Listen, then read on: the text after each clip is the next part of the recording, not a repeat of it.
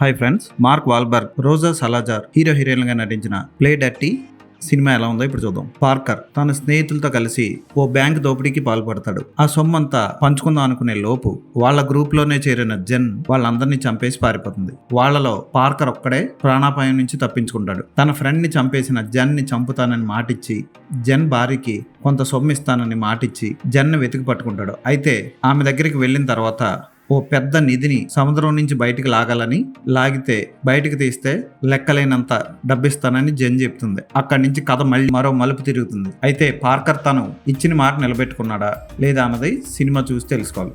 Cinema starting మంచి action ఎపిసోడ్తో start అవుతుంది. గుర్రాల రేస్ కోర్ట్లో కార్లతో తీసిన చేజ్ అదిరిపోతుంది. ఈ సినిమా మొత్తానికి యాక్షన్ ఎపిసోడ్సే హైలైట్. అలాగే మెట్రో ట్రైన్ మీద పడుతుంటే కింద నుంచి ఎలన్ గ్రోఫీల్డ్ బైక్తో పడిపోయే సన్నివేశం ఫ్యాంటాస్టిక్గా పిక్చరైజ్ చేశారు. ఆ ఒక్క సన్నివేశంకే మనం డబ్బులు